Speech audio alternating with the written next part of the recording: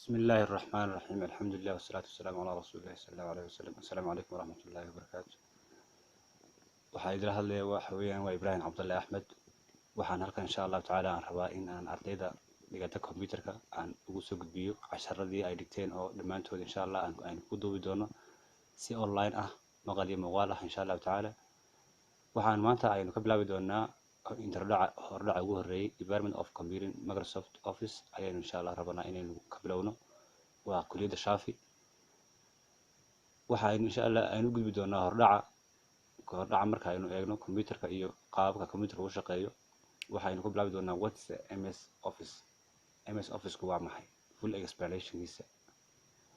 waxaan halkan kusoo qaadanay jawaabo kala duwan MS Office is an application software which was developed and published by Microsoft.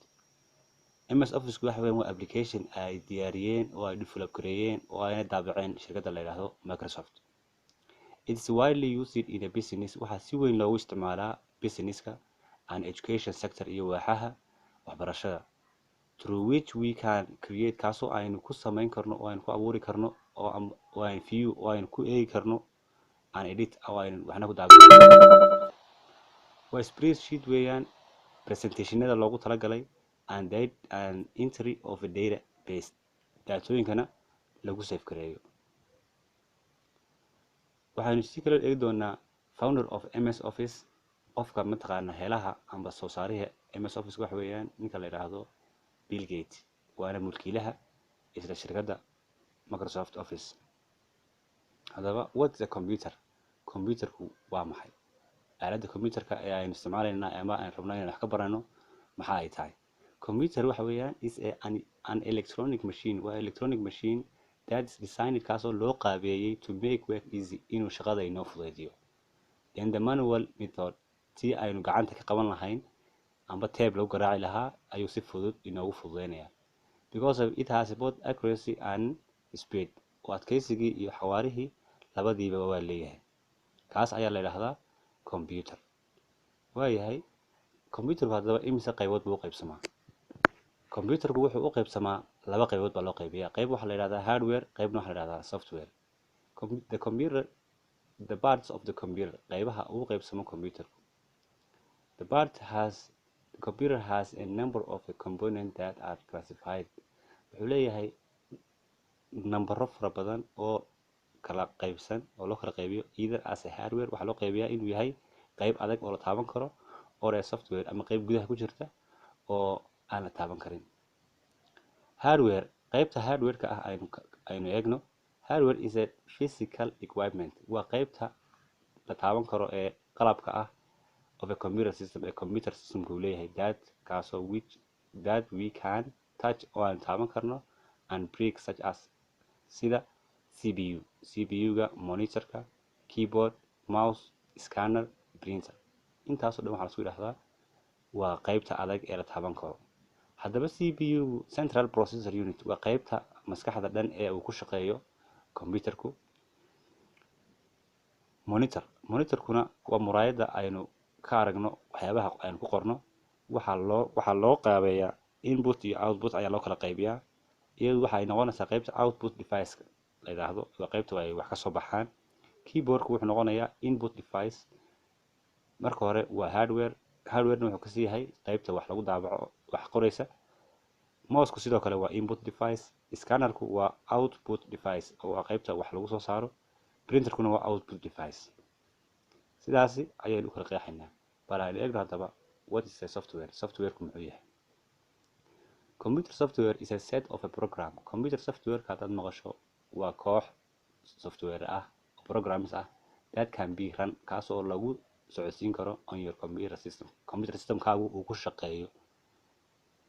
software is divided into hadaba software-kaasi waxaa loo qaybiyaa laba uu computer ku shaqeeyo laba ayaa loo qaybiyaa qaybta koobaad waxaa la yiraahdaa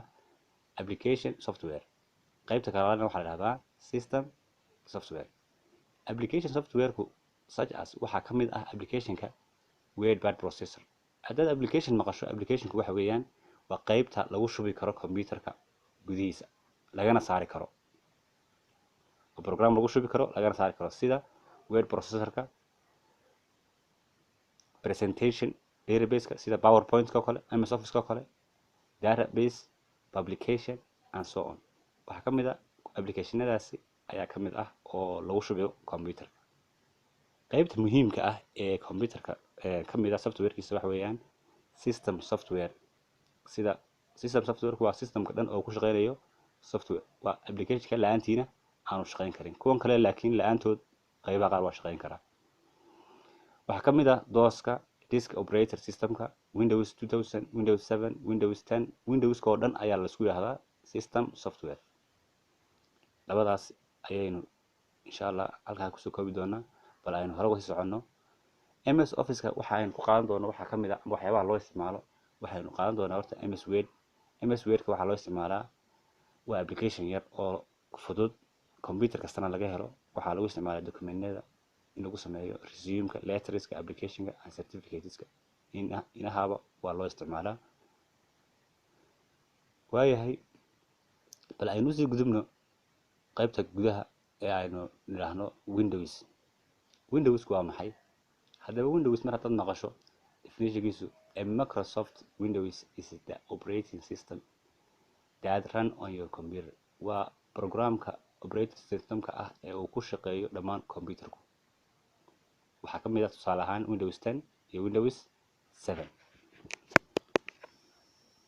to start your computer si computerkaaga aad u shido oo u start gareyso maxaad u baahan tahay you have to connect together properly waa inaad marka hore hadaad haysato computer kala ah aan laptop ahayn waa inaad marka hore isaga si fiican aad iskugu xidho you have to connect together properly to your hardware hadi waa inaad si fiican aad isku xidhaa then install marka waa inaad ku install gareysaa then install your Windows and other necessary software that you need for your work Windows-kii aad u baahan inaad ku isticmaasho ama 10 ha ahaado ama 7 ha ahaado ama XP ha ahaado ka markaad ku shubto iyo programyada kale sida MS Office-ka iyo programyada aad u baahan tahay iyagana waa inaad ku shubtaa after that inta kadib click start button ayaad leedahay button uu leeyahay haduu yahay desktop-na wuxuu leeyahay meel dhexe ku leeyahay haduu laptop yahayna cirif buu leeyahay click start button markaad ku dhufato now your computer will start to work computerkaagi wuxuu shaqeyn doonaa si uu u sakaco Shafi Medical College Computer Skill Teacher Ibrahim waxaan halkan kale aynu ku arki doonaa starting and closing starting waan aragnay markaad ku xidhay si properly mouse-kii keyboard-kii oo dhamaan aad ku wada xidhatay waxa ku soo shidmay computerkaagi markuu ku soo shidmay waxaad u baahan tahay hadaba bal markaad rabto inaad damisana labada casar ayaan suraacnay closing your computer markaad rabto inaad computerkaaga xidhana maxaad u baahan tahay to close your computer sida computerkaaga aad u xidho click start menu ayaad leedahay start menu waa halkan ayaa la yiraahdaa start ayaa ku qoran start menu markaad tagto waxa ku soo bixi doona badhankaasi waxa la yiraahdaa power switch hadaba aynu intaynaan power switch-ka sii gaarin aynu eegno choose one of these option wuxuu ku leeyahay markaad click turn off your computer markaad tagto power switch-ka waxaad tagaysaa choose waxaad dooranaysaa one of these optionadan mid kamid ah turn off ayaa ku qoran mid which turn off your computer completely kaasoo computerkaaga si gebi ahaana uu dami doono restart baa ku qoran this turns off your computer restart computerkaaga ayay daminaysaa and at the same time sidoo kalena start your computer automatically computerkaaga dib bay u soo shidi doontaa intay damiso ayay dib u soo shidi doontaa taaba la hada waxa kale oo ku sii jira mid la yiraahdo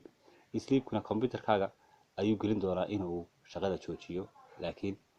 ma dami doono waxaan insha Allah u gudbi doonaa chapter-ka koobaad waxaan ku qaadan doonaa programka la yiraahdo WordPad-ka waxa la yiraahdaa programkan hadda idin tusi doono waa